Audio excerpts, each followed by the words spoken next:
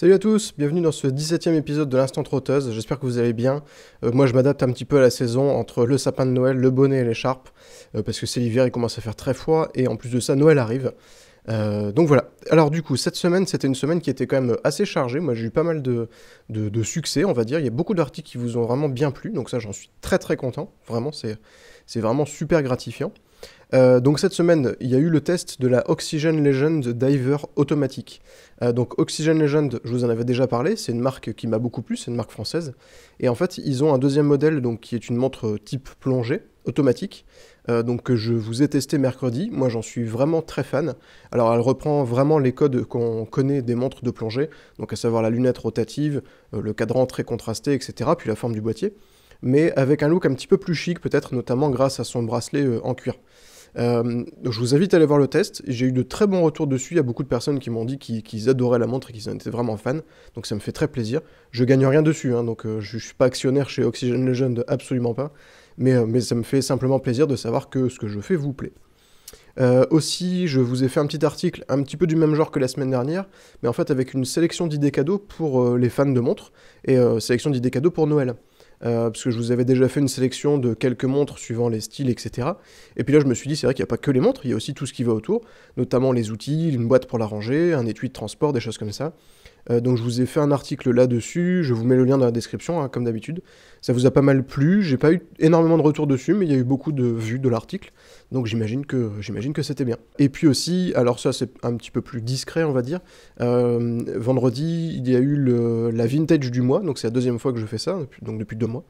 Et comme la première fois je vous avais présenté une Seiko automatique, j'avais envie de changer un petit peu, et en fait je vous ai présenté une montre auquel je suis assez attaché, alors j'en possède pas, pas encore en tout cas, mais c'est la Lip Dauphine. Donc je vous invite à aller voir l'article aussi, je vais pas trop vous en dire ici, ce serait un peu dommage, mais en fait c'est une montre qui est très simple, qui date des années 60, donc qui est de fabrication française, et qui est vraiment très jolie. Ce qui est assez marrant, c'est qu'en fait elle est très à la mode en ce moment, alors qu'elle a été faite dans les années 60. Donc voilà, je vous invite à aller voir l'article, je me suis un peu fait plaisir, j'ai pas mal écrit dessus, mais voilà, allez y jeter un œil, et puis dites-moi ce que vous en pensez. Dans les montres qui vous ont beaucoup plu cette semaine, donc j'en ai gardé 3. La première c'est la Kabaro, donc en fait c'est une montre automatique aussi, décidément c'est la semaine de l'automatique, minimaliste, donc qui est en pré-vente sur Kickstarter, et en fait elle est vraiment sympa parce qu'elle est minimaliste, elle a un petit look un peu vintage notamment grâce à ses coloris, et puis voilà, elle a l'air très bien conçue, donc voilà, je vous invite à aller la voir, elle vous a beaucoup plu, donc j'imagine qu'elle vous plaira à nouveau. Et puis une deuxième montre, alors en fait il y en a beaucoup qui ont cru que j'en disais du mal, mais c'est pas du tout ça. C'est simplement, donc c'est une marque qui s'appelle Filippo Loretti, et en fait ils vendent une montre sur Kickstarter pour l'instant, donc ils sont en cours de financement, et en fait le financement est énorme, c'est-à-dire qu'ils demandaient 20 000 euros, et alors j'ai pas regardé aujourd'hui, mais la dernière fois que j'ai regardé, ils étaient financés à 2,4 millions euros, donc enfin voilà, par rapport à 20 000 euros, le montant financé il est gigantesque. Et justement, en fait, moi, c'est ça que j'essaye de comprendre. J'ai pas encore vraiment trouvé la réponse. Alors, c'est une très belle montre, elle a l'air bien conçue, elle a un petit look un peu kitsch, parce que voilà, il y a des couleurs un peu à l'ancienne, etc. Mais elle est plutôt jolie. Et en fait, moi, ce que je critique, mais pas méchamment dans l'article, c'est qu'en fait, la marque dit qu'elle veut réinventer le luxe à l'italienne.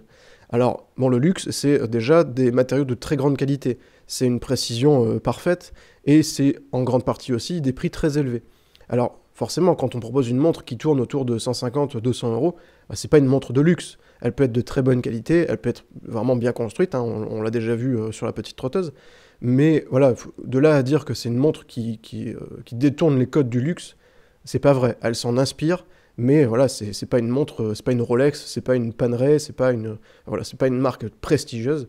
Mais voilà, c'était absolument pas pour en dire du mal, c'est juste pour dire en fait que c'est une montre qui est très belle, elle a un look original. Moi personnellement, j'achèterais pas pour moi parce que j'aurais du mal à la porter, mais apparemment, vu le financement, je pense qu'ils n'ont pas besoin de moi.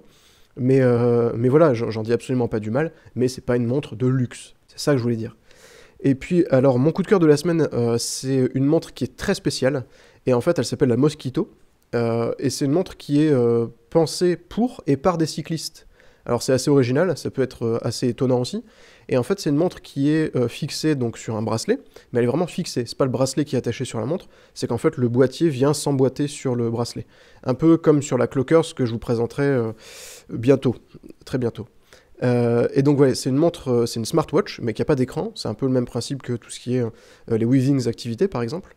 En plus minimaliste, en plus simple, en très moderne. Et en fait, elle affiche pas mal d'informations donc pour les cyclistes, notamment la vitesse, la distance parcourue, le nombre de calories brûlées, etc. Comme un compteur de vélo en fait, mais dans une montre. Et une montre qu'on peut aussi fixer à son guidon. Donc c'est assez sympa, je la trouve vraiment très très belle. J'aimerais beaucoup pouvoir la tester. Je suis pas un grand cycliste, mais j'en fais un petit peu de temps en temps. Et du coup, j'aimerais vraiment pouvoir, ne serait-ce que l'avoir un week-end pour la tester. Alors messieurs de chez Mosquito, si vous m'entendez, prêtez-moi une pendant un week-end, que je fasse un test, parce que je pense que je suis pas le seul à être intéressé.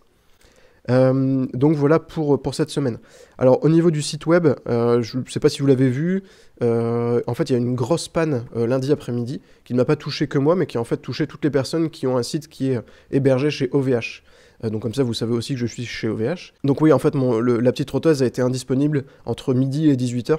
Alors ça m'a vraiment stressé. Alors c'est pas très grave parce qu'au final j'ai eu quasiment autant de visites que d'habitude.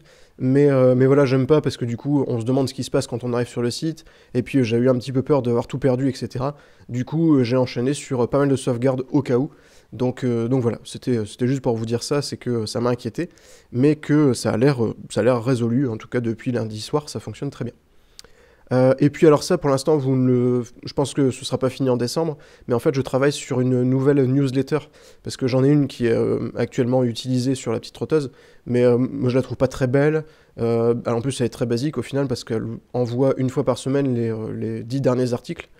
Donc bon, l'intérêt est quand même un peu limité, et puis voilà, niveau design, je la trouve pas très très jolie. Donc je suis en train d'essayer de travailler sur un nouveau modèle. Je pense que je vais aussi changer de service d'automatisation des envois. Mais voilà, vous aurez certainement un nouveau type de newsletter, j'imagine en début d'année prochaine. Et puis donc voilà pour les nouveautés du site web.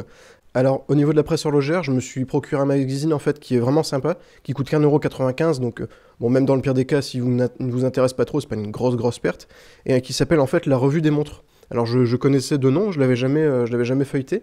Alors il est très bien. Bon, par contre c'est beaucoup de montres de luxe, hein. Il y en a quasiment aucune qui pourrait être sur la petite trotteuse. Mais en fait je l'ai acheté en grande partie parce qu'il y a un dossier sur une montre que je vous ai présentée il y a quelques temps à travers un petit article et qui s'appelle la Seiko Prospex, qui a été faite par la PADI, donc tout ce qui est plongée, etc. Et donc je voulais surtout le voir l'acheter pour voir ce qu'ils en disaient. Donc ils en disent pas énormément plus que moi au final, mais voilà, le magazine est très bien, et puis bon, 1,95€, ça fait un petit peu de lecture pour vraiment pas cher. Et puis alors, bon, ça concerne pas vraiment la presse horlogère, mais en fait, vous savez certainement, la petite trotteuse va bientôt fêter ses 1 an, sa première année d'existence, de vie active, et donc ça, exactement, c'est le 4 janvier, donc ça arrive très vite.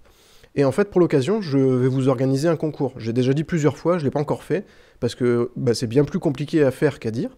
Mais là, je vais vous organiser un concours. J'ai contacté pas mal de marques et de boutiques pour essayer de vous faire gagner vraiment un beau lot. Parce que j'ai pas envie de vous faire gagner un bon d'achat, un bon de réduction de 10% sur une boutique quelconque. Je veux vraiment, c'est vous faire gagner une belle montre en fait. Alors, quoi exactement, je sais pas. Ça, on verra les propositions que j'aurai par les différentes boutiques en ligne.